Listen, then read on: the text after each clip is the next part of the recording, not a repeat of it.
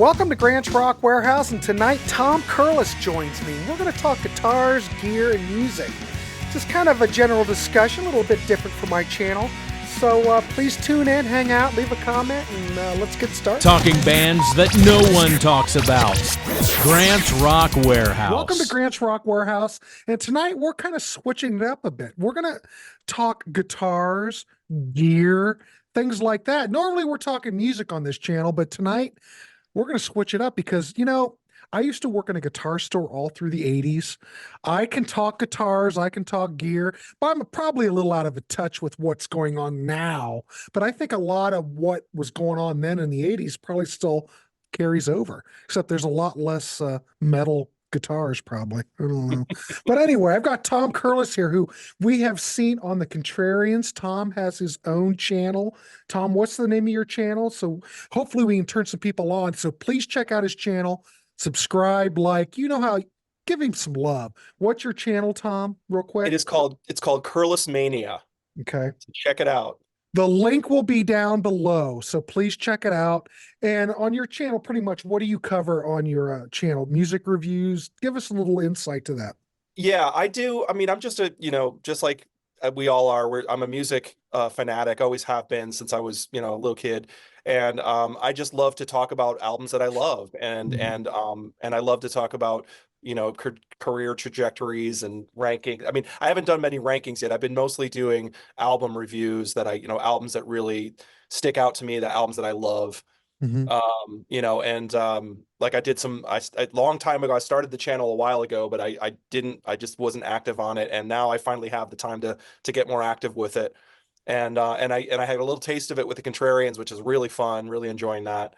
And so I've been, like, I did a couple David Bowie records. I did my tagline is that I can do pop, prog, and rock. So it's like, I'll try to do like one pop album, one rock album, one prog album. Hey, there's nothing wrong with that. Yeah. So if everybody go check the link below, give Tom a like, subscribe to his channel, help him out. But tonight we're going to just talk guitars and gear.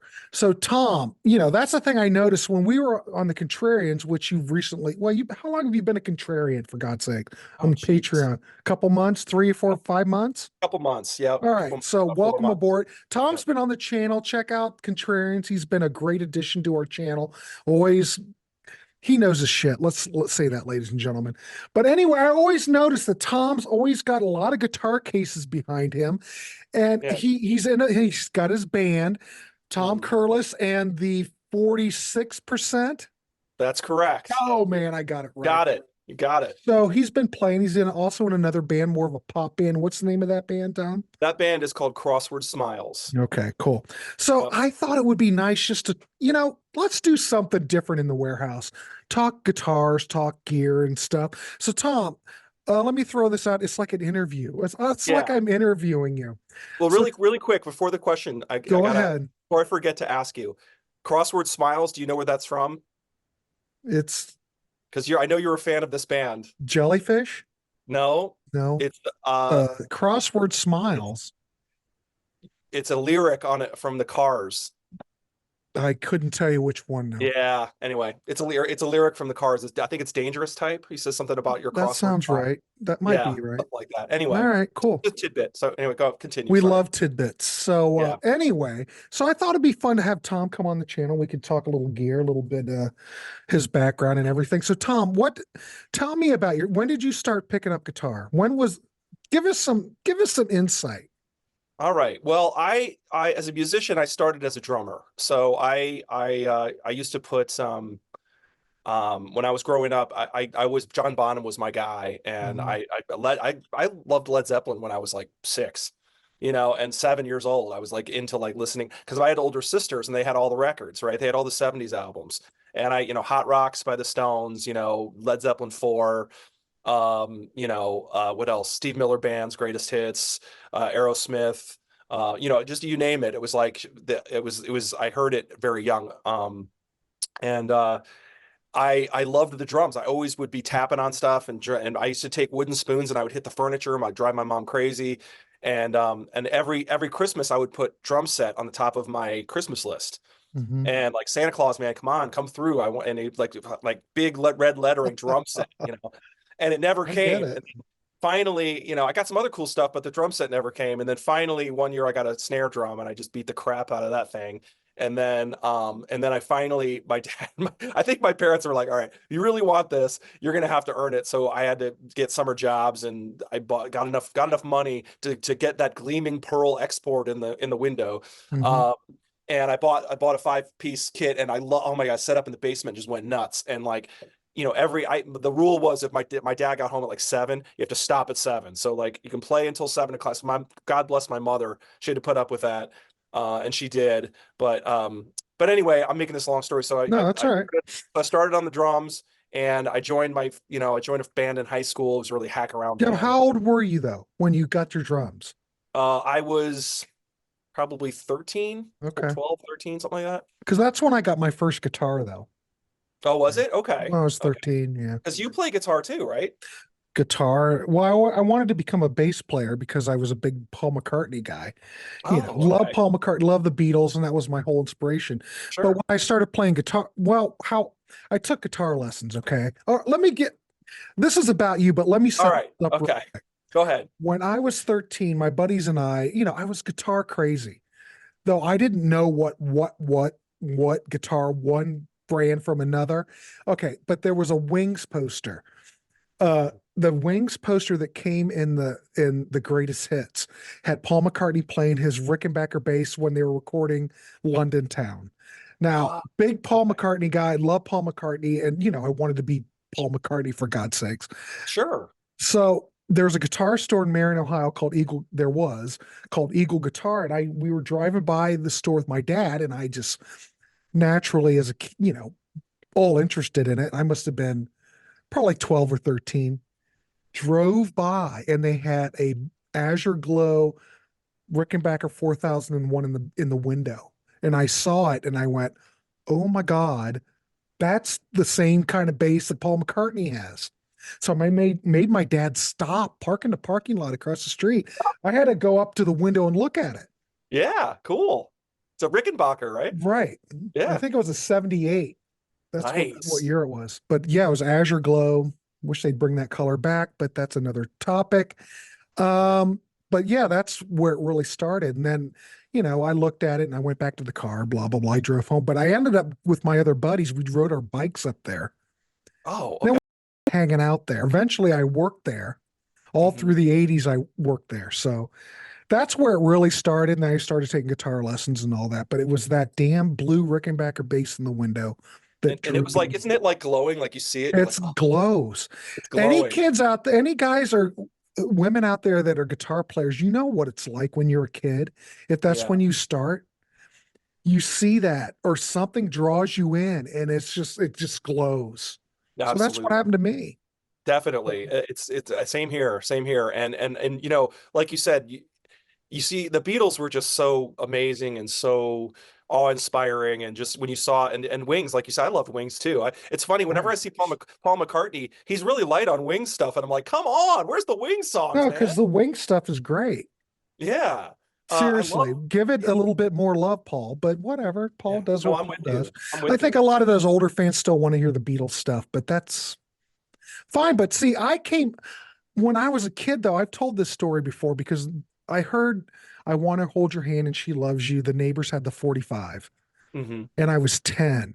And I just happened to they had the picture sleeves, and I looked at it and I went, "Oh my God, these guys look cool." My folks listened to Lawrence Welk. They listened to Benny Goodman. There was nothing like nothing. I didn't even know who the Beatles were. So this was like 75. I was like 10. I'm looking at it going, well, those guys look kind of cool. So I put it on, and immediately when I heard "I Want to Hold Your Hand and She Loves You," I was in. It's Yeah. like it's like the Yeah. floodgates open. It's like the heavens, the waters parted. So Completely. And it's funny, even to this day, that early Beatles stuff has like this kinetic energy to it. Like, it's right, like, I don't know how to describe it. You listen to that early Beatles stuff, and it's just got this like pulse and energy to it that's like so like undeniable, and so right. it's hard to resist. So that's Any how I came into it. Did you ever have one of those come to Jesus moments where you heard like a band that, you heard your stuff from your older siblings and stuff, but Mhm. I mean, was there something that when you were a kid that you heard that just absolutely went, oh my God, this is it? Yeah, I mean, I would say, I mean, one of them, we're talking Beatles. I mean, of course, the Beatles, right? I mean, it was when I heard the White Album for the Mhm. first time, I was just, wow. Because I love later, and Abbey Road. I mean, Abbey Road and the White Album are just like two towers for me. Oh Like they're just, yeah, sure. and I just remember, I love later Beatles stuff. I mean, I love early Beatles too, but the later stuff when they, in 69, 68, 69, Hmm. is like, I just blown away by it. I just thought it was so cool and so unique and so independent of anything else that was going on. And you could just tell that they're doing their own thing. And Right. but I also loved, again, I always bring up Zeppelin. I loved Led Zeppelin too when I was a kid. There was something about that band too. When I So was Led Zeppelin what made you want to play guitar? What was it that made you want to pick up guitar?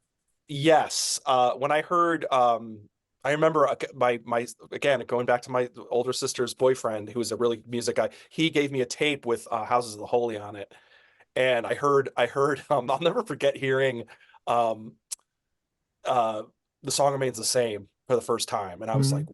what is that? Like, it just had so much energy, and what is that?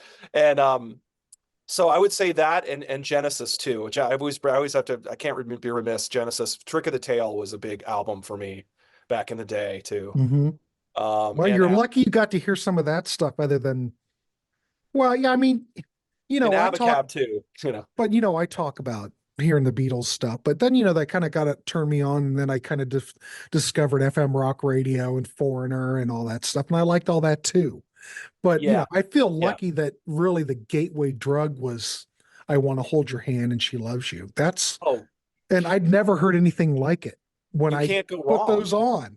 You cannot go wrong with the Beatles. You cannot. It's like, it's undeniable. And I raised my kids on the Beatles. I made sure that they knew the Beatles inside and out. They even watched Beatles anthology, for Christ's sakes. Well, Um, I did the same thing with my kids, but I don't think it stuck. My son Griffin, who's now 25, the Smiths were like his favorite band. Imagine that. A 25-year-old who loves that's the not bad. Smiths.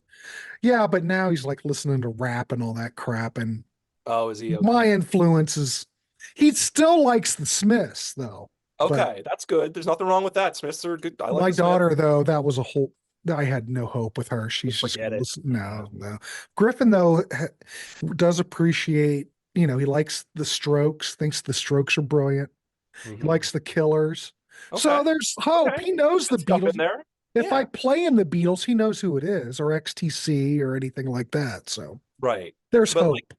but like you said, going back to our discussion earlier, like you were saying, the stuff that became yours. Right. For me, my first, like, actually the first times going to the record store and buying an album, for me it Right. was Get the Knack Okay. and Get the Knack and Candio were the first two albums I bought with my own money.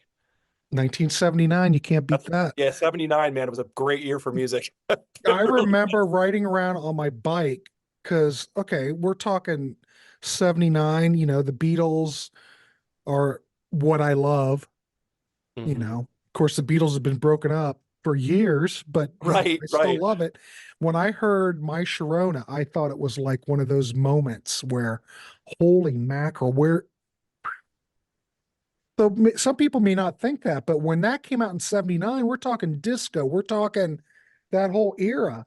When the Nat came out, it was like, I don't want to say it's the Beatles, but it was in that genre. I grew up in a small town in Marion. We didn't have a lot, there wasn't a lot to, you know, Yeah. listen to. And Yeah. it's not like it is now where everybody's exposed to everything. It took a while to get to the Midwest. Like, it Right. took a while. Yeah. But yeah, I thought the knack, I used to have, a stereo. I'd put the record on, I'd record it.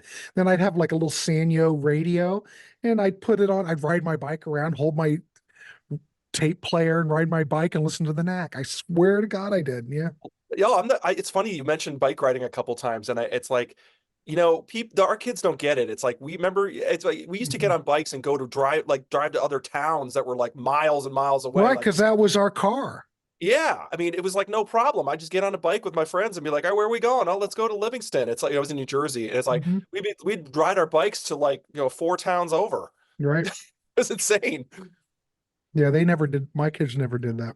My kids are like, I can't leave the house. There might be somebody, I don't know, predators. I'm like, oh my God, people.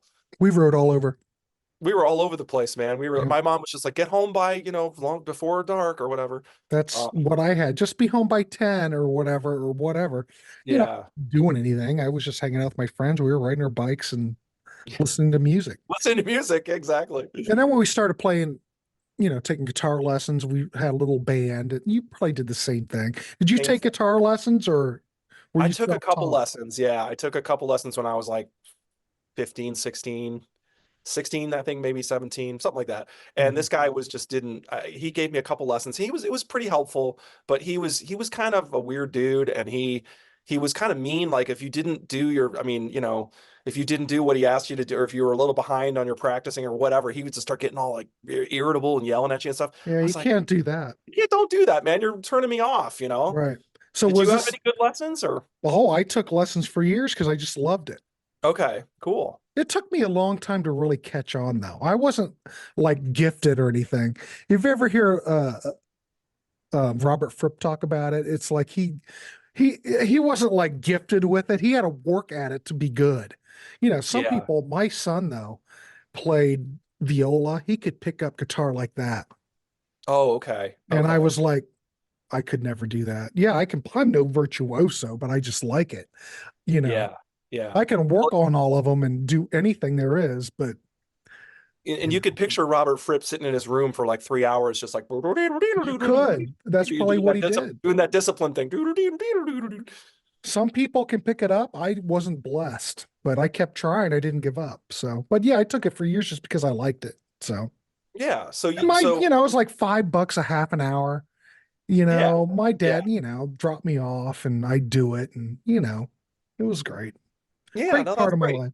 That's great. So did you? So you were in a band in high school, like a Uh, hack around band kind of well, thing? yeah, just friends of Or- mine. We Yeah, would play. yeah. And then there were some other, yeah, there was a couple of bands that we played in. And we played like some Battle of the Bands in Kenton, Ohio in 81, maybe. I think we won that.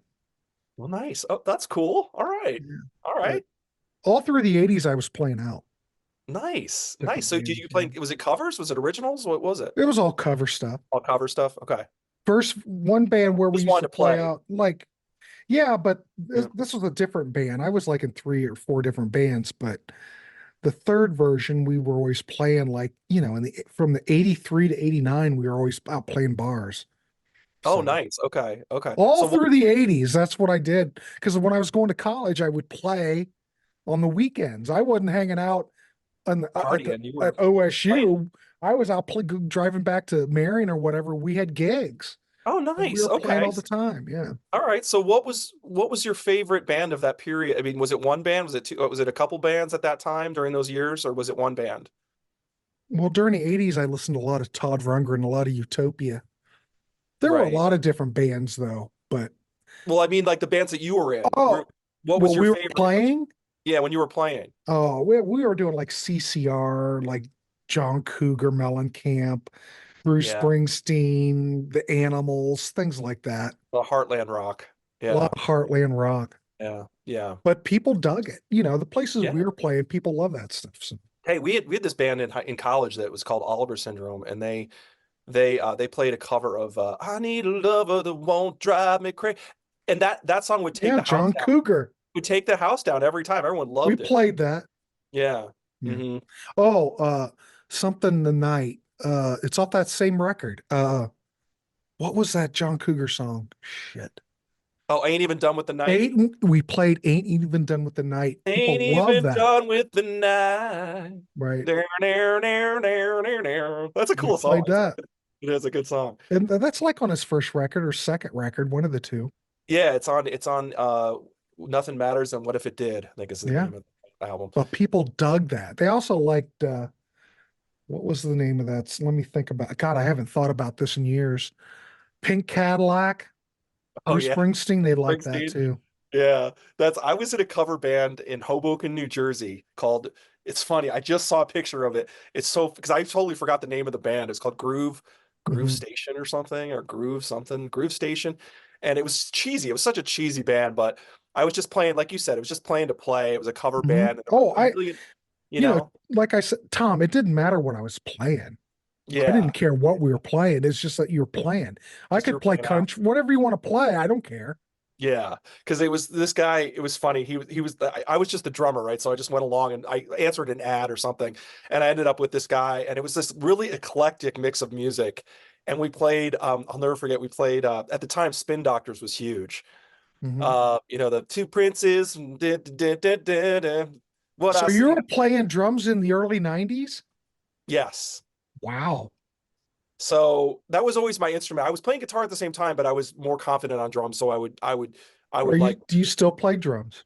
yes, yes. Okay. So, but I remember he would always, my friends would make fun of me because he'd always come back and go, "Hey, we're about to take a break, but don't go away. We got some Spin Doctors coming up." Spin doctors back in the day were big.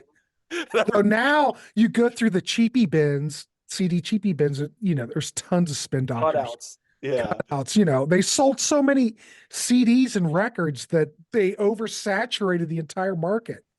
Yeah. Didn't their second record just sink without a trace? It just went, Yeah, I can't even tell you what the cover that it looks like, but yeah, the yeah. first album I know. First album was huge, First but album yeah, was huge. it was so. But we also played like we'd play that, and then we'd also play like he loved like Santana, and he loved the Mhm. Allman Brothers. So we'd play these long jams like Oye Como Va, and it was a weird band, but Mhm. it was fun to play. It was fun to play in Hoboken, so it was a good time.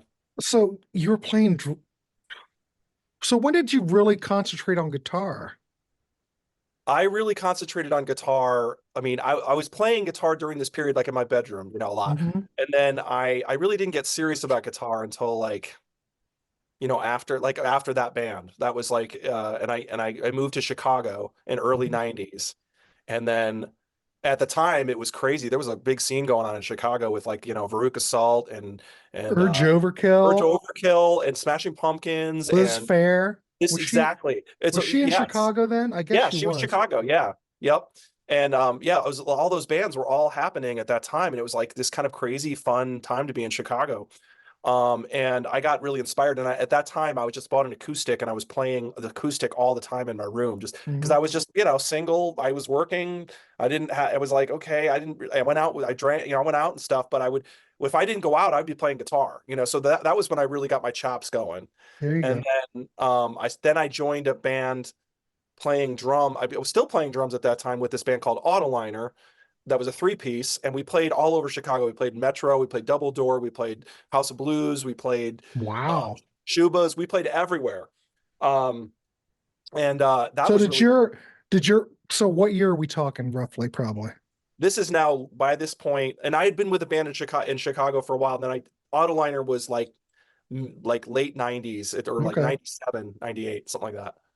So did you ever cross paths with any of these bands that you brought up back in your day? Back No, I in wish I did. I wish. No, I never really. I didn't play with any of the famous bands. I wish I did. That was I got close a couple times, but it never happened. yeah. But I saw the guy from Urge Overkill one time walking around and kind of kind of waved at him. Um, I saw Urge Over God. This is where I got tetanus. Was 1995 Urge Overkill show at the Newport. Uh, what album came after Saturation? Exit the Dragon. Yeah, it was Exit Yeah. the Dragon Tour. Yeah.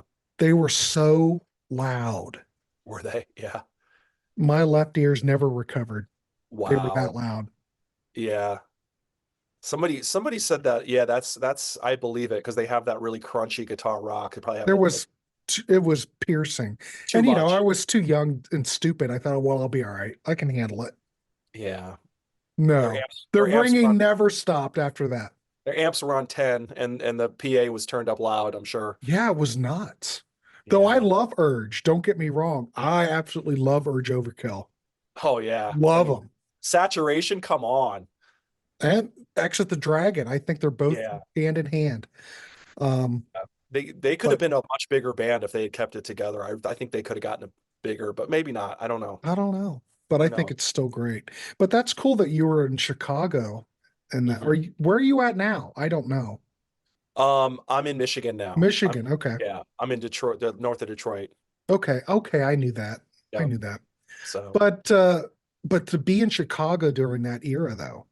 yeah, it was exciting. I mean, I remember going to Smashing Pumpkins just released Siamese Dream, and they were at the Tower Records on Clark, and it was this huge Tower Records, and they did an in-store, and it was just packed. I mean, it was like this long, huge, long line, Hmm. and to get in, and then I got in, but I was like, it was one of those where you're like there's no stage, so you're like you couldn't see. There's a million people, and you're trying to you could hear it, but you couldn't see them. Yeah. But Cool. I remember thinking something's going on here. These guys are from Chicago. I mean, this is just there's a lot going on in Chicago right now. Hmm. Yep. Well, I like the Pumpkins. I thought that um Melancholy was the best. That would be my album of the year when that came out. It kind of got mixed reviews when it came out, but I still think it's brilliant. I thought it was impressive. I thought it was a pretty impressive. I mean, it's to put out a double album and to have it be that strong. I thought, wow, okay. I still love it. Yeah. But I mean, man, what was that? 86, 80, 86? No, seven. God, Grant, get your years ago. 96, right? I think. I think it was 90. Yeah, maybe 90. I don't know. That's a I good don't question. think I it know was 95. Siamese Dream was like what, 93? I thought that was 94. Maybe it's 94. So you're right. Maybe it's 96. You might be right. Yeah, But I I think you're just thought that year, brilliant. I could be yeah, wrong, but it was good. It was it a was a good run. while ago.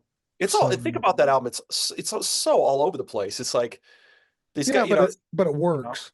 but it works. It's got crunching songs on it that are just insane. Hmm. And then it's got really pretty ballads. But anyway, we can talk about music. We always get like sidetracked on music. It's impossible not to. But anyway, Um, so anyway, guitar though. yes. So guitar. So now I'm getting serious more. It's serious about guitar and playing guitar and writing. So because what happened was I thought, I love drums and drums are great and I love being a drummer Mhm.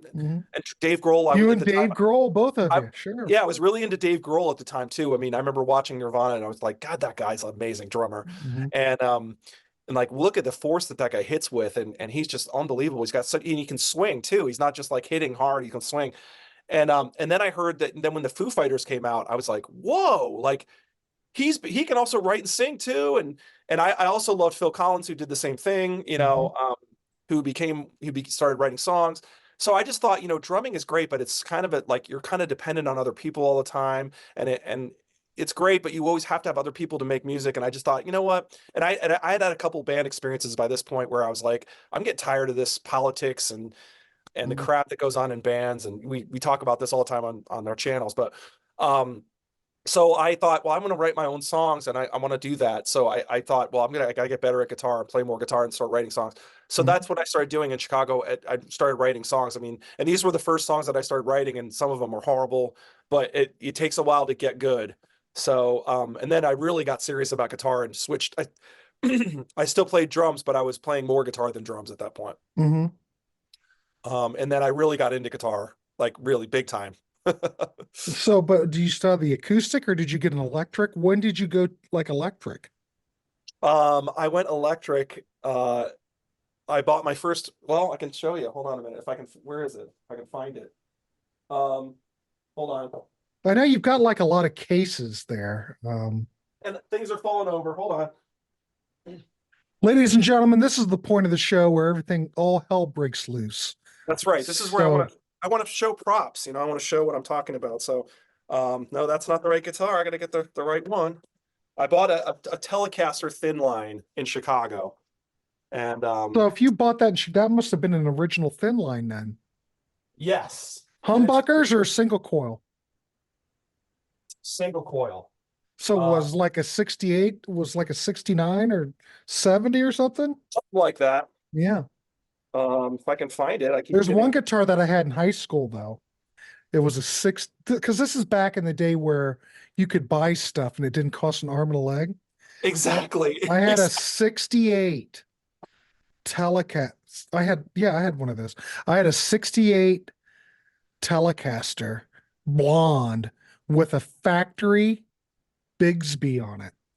Ooh, really? Rosewood board. Yeah. Oh, that's nice. What happened to it? I traded it in Mansfield, Ohio for a Fender Lead 3, Oh, like are in you 82, 83. are you wanting that guitar now? Well, Did of you say? course, I want that Telecaster back. It's a Yeah, 68 Telecaster yeah, with a that's factory installed Bigsby. Now, the way you can tell is because if it's a factory installed Bigsby, you don't have it's not drilled through for the strings to go through the body. right. The strings went right through the Bigsby. This was factory. Got it. Oh, that's how cool is that? It was a nice guitar, but Yeah. Well, it's similar. I mean, this is the thin line that I bought in Chicago back in the day. oh, okay. I bought it used. I messed with it. I put the Seymour Duncan pickup in, so I sort of messed with it. But and I was trying to supercharge it, which it sort of worked.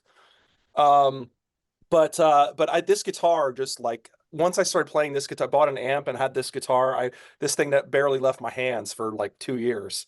Because it just has this really cool, as you know, it's got the F hole, so you get the electric sound, but you also get that ring that Well, rings out. also that body's mahogany too, so it's very light. Right, It's like, exactly. it's not like it's a chore to play or anything. I like the thin lines. Oh, it plays like butter. It still does, and I still it's funny how you go through phases. I'm sure you had this too, where you have phases of guitar playing where you fall in love with the new guitar and you hang out with that guitar forever, and that's in your hands all the time, and then you're like, it's like going back to like, oh, my old friend, the thin line, I forgot, and then you start playing the thin line, you're like, oh yeah, I forgot how much I love this guitar, and then you start playing the thin Mhm. line. Yeah, so I'm a big that Tele guy. I like Telecasters quite a bit. Yeah, my first guitar that I bought, well, my dad bought me was, God, I've had a lot of great stuff. Um, Back when it was cheap, I had a 66. Well, I think it's either 65. It was not I don't think it was an L serial number. No, it wasn't an L. Had a Fender plate, but it was the late 65 or early 66 Fender Jaguar that was all original.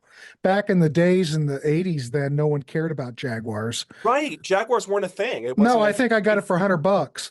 No one wow. gave a crap and it just sat there. And I said, well, I love Jaguars and Jazzmasters. Love And I said, both well, of I'll them. take it. So I had one of those. Shouldn't have got rid of it, but I've had Jaguars over the years, though, different ones. Oh, But have you? Yeah. but that six, I'm pretty sure it was a 65, I think, late 65. Oh, you had some great guitars, I don't man. remember it had binding on it or not. I don't think it did. So I think it was a 65. Wow. I'd have to Okay. find that picture again. I've got a picture of me with it when I was a kid. But I've had great stuff. But when I first started playing, I had a 65 Hagstrom 3. Uh-huh. You know what that is? I think so. I know what The it is. guy from Mudhoney used to play him. Yes, exactly. Exactly. Yeah. Yes. Well, I've got Right. another one like exactly like it was. It's not the same guitar, but it's exactly like it. Oh, nice. Nice. So do you play now? Like, do you still play? Like, do you have, No, I don't play out. I mean, you play at home though, right? I dink A around little on it. bit. Yeah. Yeah. Mostly Yeah. I just look at them. But Right. Well, you're well, busy, man. You got like um, 3 channels you're working on. So, right. So there you go. But the thing is, it's just I like it just as much. It's not like I don't, right. you know. Right. But if you Yeah. don't play out, I don't think if you play in a band, that forces you to keep your chops up, keep everything, you have a Yeah. goal. But I haven't Absolutely. played out in years, so there's no goal. Yeah. Well, it's believe me, we play out as a band. As you mentioned, Tom Curless and the 46%. There you go. There you go, ladies and gentlemen. This is the record speaking in code. So anyway, that's the latest album. But we play shows in Detroit, but it's I'm telling you, it gets harder. I mean, maybe that's just age or whatever. I mean, you're hauling amps around, you're hauling your guitars around, Hmm. you're playing shows, and it's fun, but it's a lot of work to get, like you're saying, you have to get together, you have to rehearse, you have to, for us, we have to pay for a rehearsal space, and Oh. and I enjoy it, and it's because we all converge at a place that's close for all of us or whatever. Hmm. So but and I love playing when I'm on stage. It's like the best, it's the greatest. But it's getting people to shows, as you can imagine, at our age. I mean, when you're 25, and when I was playing in bands in Chicago, I had no problem getting people to shows. Now it's like you tell people, "Hey, I got a show coming up in 2 weeks." They're like, "What time do you start?" Probably around 10 o'clock. Oh, 10 o'clock. 10 o'clock. Oh no, What? my goodness. they're like 10 o'clock. I'm just asleep by 10 o'clock, you know. So it gets harder and harder to get people to come to shows. And it when you put so much work and time into it, and then you're playing to 12 people or whatever, or 10 people, you're kind of like, Doesn't okay, make it, I getting mean, harder, it's getting you know. harder. Yeah. But it's still, I still really, I mean, the thing is, you have to love it, and I do love it. And like you said, I just like to play. I just like to, and then like you said, you have to have shows to force you to play, you know. So Well, the thing is, doing YouTube shows, I get the same rush out of that. So I don't have to play out anymore because I can do this all the time now. If you right, just do, exactly. especially if you do like a live show, then Hmm.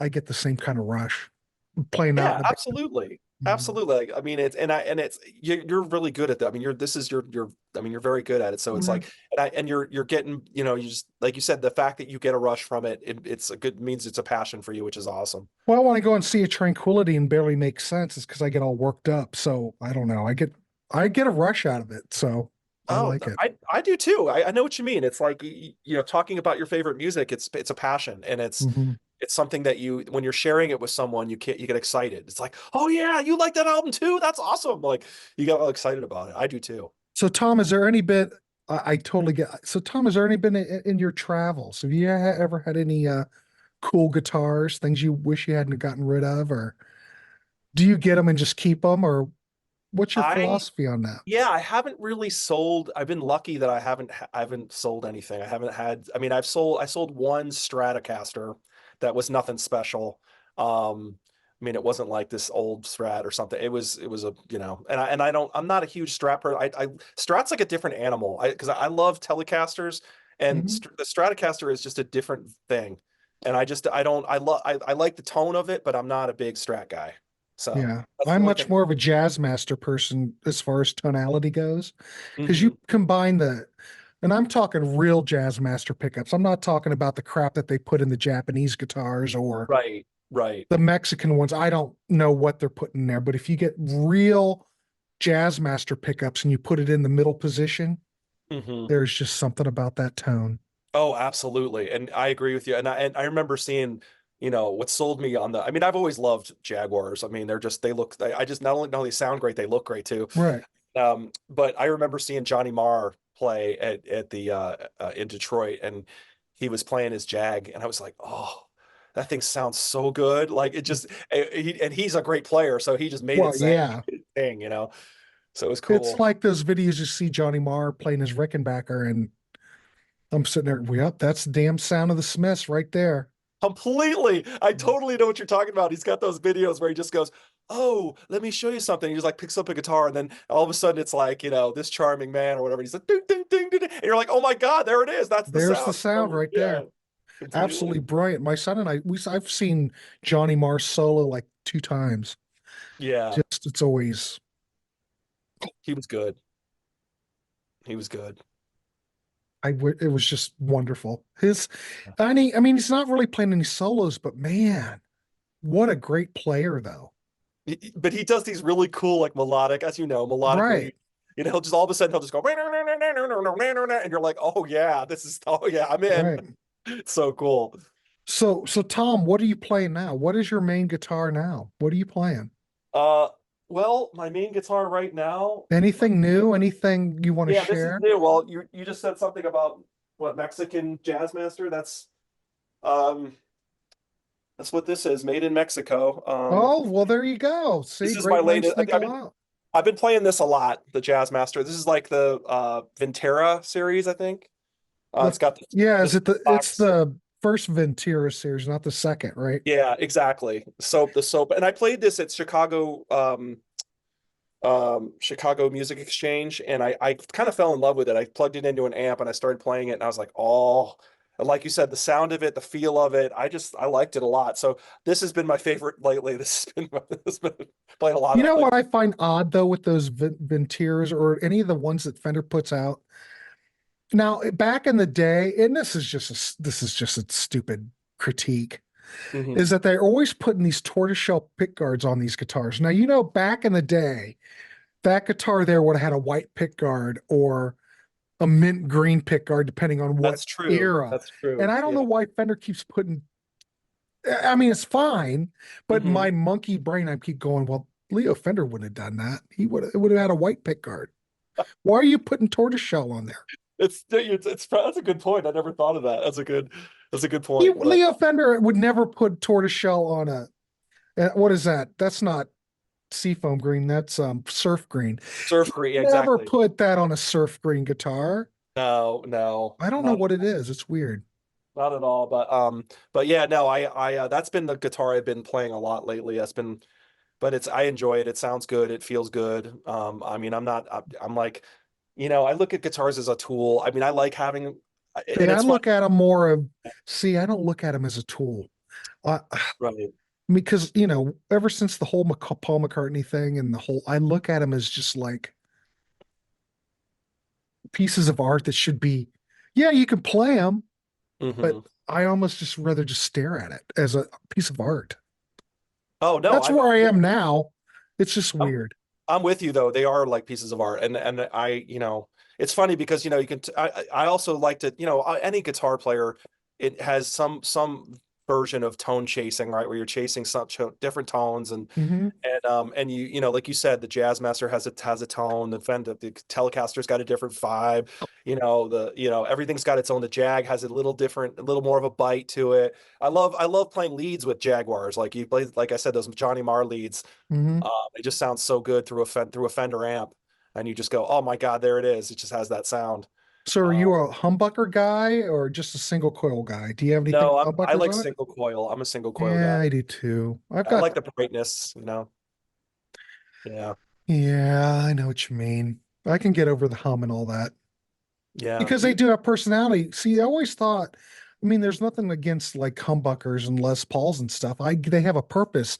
If you're in a Mhm. band and you just want to rock out with distortion and not have to worry about hum or anything, and you Right, don't really care about the way it sounds, because I always thought that humbuckers just lack, God, people could probably burn a cross in my yard or burn my house down for single coils always had so much more tonality than a humbucker. Humbucker just seems muddy. There's, I don't know. yeah. Maybe some guys would say it's creamy instead of muddy, but Yeah, I but it don't. doesn't stand out like certain single coil pickups, like a Rickenbacker pickup or a Jaguar pickup or a Jazzmaster pickup. They all have certain characteristics where I think humbuckers all pretty much just sound the same, like the traditional Les Paul design. Right, the Les Paul sound kind of thing, which It's just what it does. it's just what it is. And like you said, I fell in love with bands like, like you have on your wall, Drums and Wires. I mean, Hmm. that has a very like Fendery, single coily, with Because Dave I Gregory. think Dave Dave Gregory's Gregory's playing a lot of his strat on that. Yes, exactly. And it just got that really crisp Mhm. tone that I just love. I just fell in love with that. And then like I've been playing around with this. Here's a little gear thing that I mean, I dug this out of the closet. Um, Oh yeah, my buddy had an Ebo. He had an original one that was all metal. Do you ever oh, see it in their chrome? no, You I ever haven't see an seen that. original one? No, They're heavy, but are they they? look exactly like the modern Ebo, but they're just made out of metal. And they have a little light on them when they're active. They light up. Does that have a Yeah, light? they have a little light. Yeah, and when I saw the church, the guy he was playing it with an Ebo, and I was like, oh man, that's so cool. And it's what's so funny is you start playing with an round with an Ebo, it's like automatically you're right, like it's like big country territory immediately. You're Yeah. doing the whole Stuart Adamson thing from The Crossing. Well, funny you should mention the church because last year when we were on the 80s cruise, saw the church play on the 80s cruise. Hmm. Damn Ebo. He was using the damn Ebo. Yep, yep, Yeah. yep. I didn't realize how many Ebo songs there were for the church, but they were A really good. lot. Yeah, a lot. I saw them at the Magic Bag in Ferndale in like just right around Detroit, and they were. I've seen them twice now. They did the Starfish album by like the whole album, and then they did a Mhm. couple of, and then that was awesome. And then we went and saw them again, and they just toured for the new album, and they were great again. They're a Mhm. really good band, very good. Yeah, Really enjoy them. it was great. I love that. There were a lot of great bands on the 80s cruise last year. So, Oh, so how many bands were there on the '80s cruise? Just oh, curious. there's the church, Smithereens were on there. Oh, Autograph was on there. nice. Um, uh, Cutting Crew. Cutting Crew. Oh, there was a whole bunch of bands. I just died in your arms Mhm. tonight. They were great. Were they? Yeah. Mhm. All right. Cool. That's, I mean, Everybody was great. that album was good. I liked the Cutting Crew. I remember I had that on tape. I liked that Who album. else? Oh, what's her name? Who did Kids in America? Kim Wilde was on there. Wild. Yeah. Yeah. She was good. Devo was on there. Oh, Devo. Nice. Okay. Devo was great. Lou Graham was on there. I don't know. There are other. Lou Graham? Wait, Lou Graham was there too? Yeah. Nice. I mean, you forget that he had a lot of good solo hits, the Midnight He Blue. played them. Yeah. Lou still sounded good. Yeah. He's that guy man, that guy, Foreigner. First, I Mhm. always say we've talked about Foreigner before. The first four albums are like amazing. Yeah. But anyway, Yeah. I saw him when I was a kid. which tour? Double Vision tour. Nice. That's like classic. Perfect. And Ambrosia opened up. I've talked about this before, and they were booing Ambrosia off the stage. Oh, were they? But I liked Ambrosia too. Yeah. And they They're were like, booing him off the stage, and Dave Pack went to the audience and said, "Fuck you," just like that to everybody. He wasn't putting up with it, and then they just started playing, but they were great. that's hilarious. Fuck you. That's what he did, because they were heckling him. He just said, "Fuck you." That's hilarious. I love it. Good Just for him. played. Good for Didn't him. care. I But love it. Foreigner was great. At least I got to see the original band. Yeah, to me, that original band, there was something magical about that original lineup, in my opinion. And I do remember talking about playing drums. That was there was one thing that I wanted to learn was the in Double Vision when he goes feeling Yeah. down and dirty. Yeah. Dennis Elliott was a good drummer. No one ever gives the guy any credit. But he gets was a no great drummer. props. He was awesome. No, the whole band was good. Mick Yeah. Jones is a guitar player. If you listen to a lot of those solos on those records, So good. tasty stuff, but no one, because it's Foreigner, no one's gonna. It's a wonder they give Lou Graham kudos like they do because a Foreigner, but Lou Graham's like one of my favorite vocalists, and he was still bringing it. We saw him last year. Yeah, he's older, but he can still do it. Still belts. Still belts it. So it's great. Great. Awesome. So I'm just curious, what is that? A Music Man bass behind you? Yeah, that's a really cheap bass. Yes. Yes. So what are you playing guitar through? What is your amp? When you're out, what do you play? I've got a couple. I've got a Blues Deluxe. I've got a couple different. I got a JCM. I got the what is this Supersonic Twin? I can hear. I don't know if you can see. I don't know what a Supersonic Twin is. Oh, yeah, it's all okay. Oh, look at your pedal board, for God's sakes.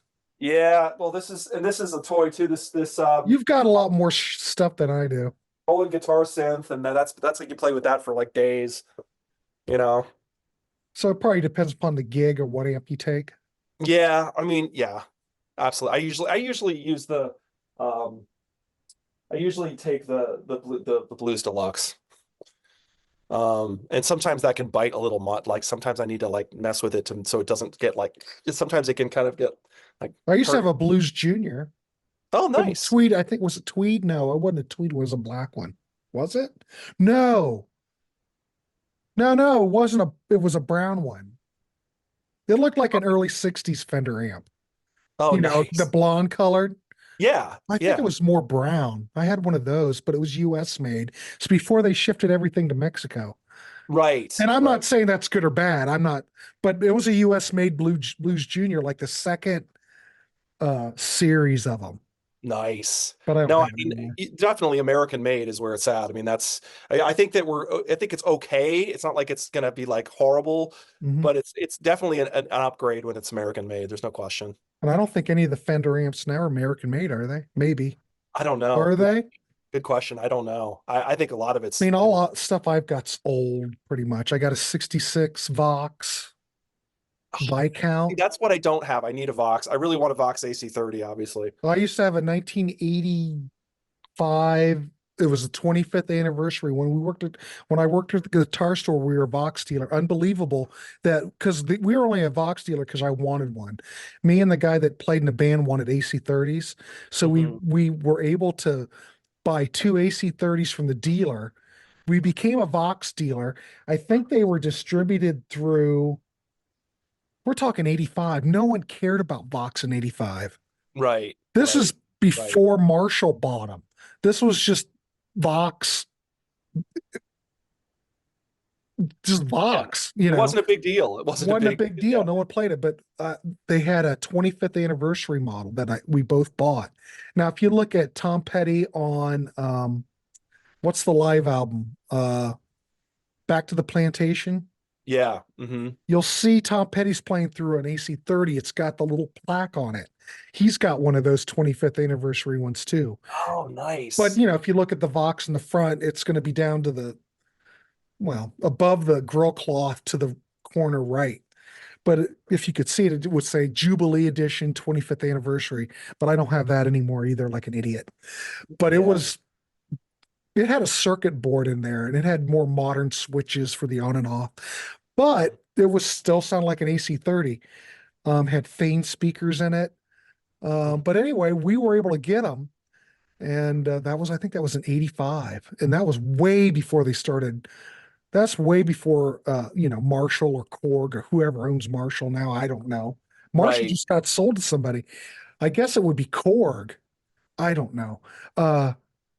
But that was before that. So, Yeah. and No, these that's things were heavy. These had pine cabinets in them. I don't know what they make them.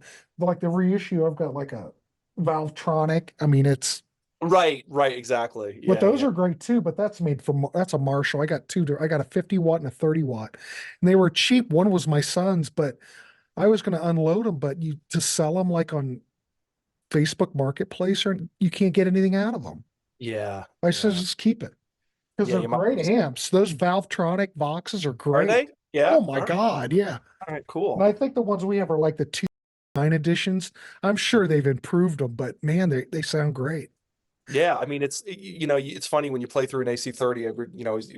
The studio that I was using had it. Of course, they have an AC30. I kept Of using that course. for recording because it's like it's the whole like Beatles Brian May thing. Those are the two Mhm. people that I think of Vox amplifiers. Oh, that AC30 I had, I would take it and crank it all the way up. It would do that Brian May kind of Brian thing. May But sounds I so. don't sound like Brian May, but it gets that same kind of tonality where you know, that Yeah, rich that distortion. that sort of But yeah they're that yeah but Tom, when the AC30 is cranked all the way, it is so loud that it hurts. It it hurts. hurts. Yeah. No, I'm with you. Which I know what you that's mean.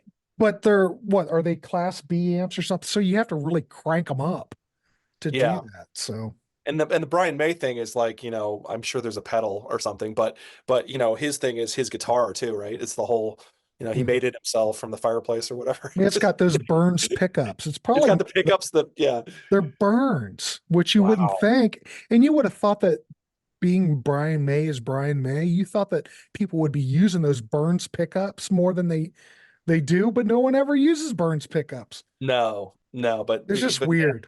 talk about finding your own sound though. That guy, holy crap, what a Yeah. cool sound.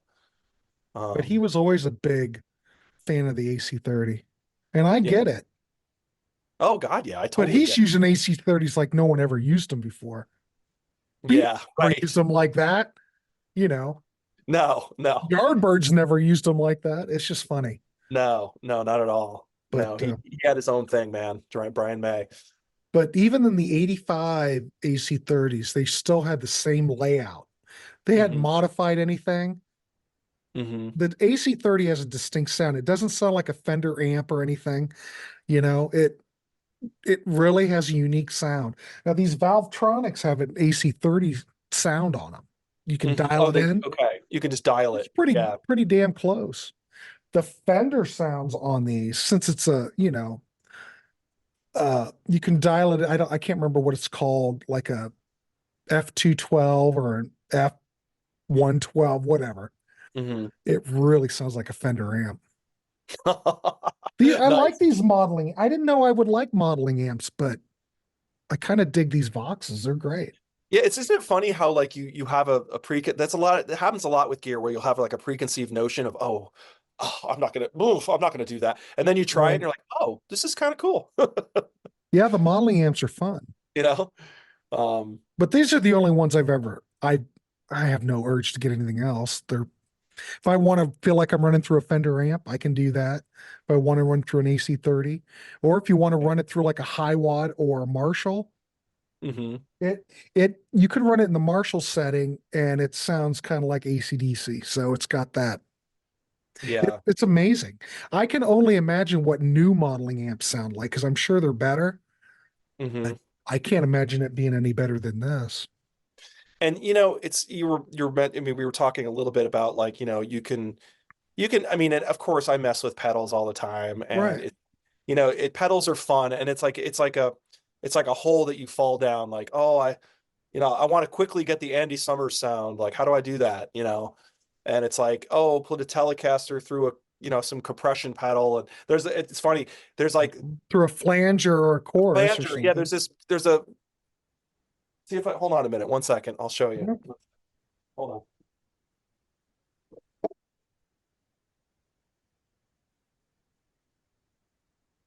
So, like for example, it's like you put you have your chain of pedals, right? And you have the compression MXR and the electric Mistress, and you put these together, and it's like, crank up on a Fender amp with a Telecaster, and it's like Zenyatta Mandata.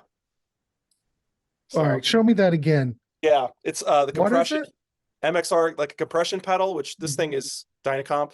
This thing, and you have to put it like a certain way, like you get it like that, and then you add the electric Mistress, which is the flanger and chorus. That's what Andy Summers used to use with these electric Mistress. Yeah, I so think. these two pedals, you could put those together, and then you plug it to an amp with a Telecaster, and it's like you're like, whoa, this is like Police 1980. It's cool. It does work pretty well.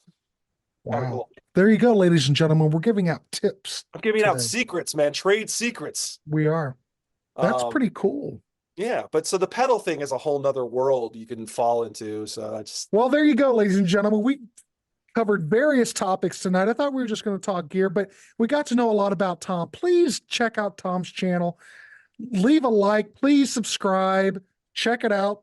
I don't know. Let us know about gear. Let us know about your musical experiences. We'd like to hear about that here in the warehouse. Tom, do you have anything else to plug? You got any gigs coming up? Anything that you want to plug? I Moment? wish I had some gigs to plug. I don't have any gigs but I will say that, check out, as Grant said, check out Curless Mania, my channel, and please give me a like and subscribe, and go to, check out Bandcamp, and there's 2 records that from my band. This is one of them. Just check it out. Check out the music. That's all I can ask for. So There you go. That's what we do. thanks. We're trying to turn people on in the Yeah. warehouse. So check out Tom's channel. Thanks, Tom, for coming on and shooting the proverbial shit with me. It's Thanks always for having fun. me. Yeah, thanks for And having me. we've got something else planned coming up. We do. Yeah. You want to We tell the do. people what's coming up? Yeah, we're gonna have a Grant and I are also gonna be doing a ranking the police. So stay tuned for that. And that's gonna be on my channel. So Yeah. stay tuned for that. So I will promote that when that's going to come out. So stay tuned for that. Check it out on Tom's channel. So we'll be doing that soon. So there you go. There's plenty of things in the pipeline. So, all right, Tom, thanks for coming on. I will be talking to you soon, my friend. Thanks again, Grant. Take care. Got it. Thanks.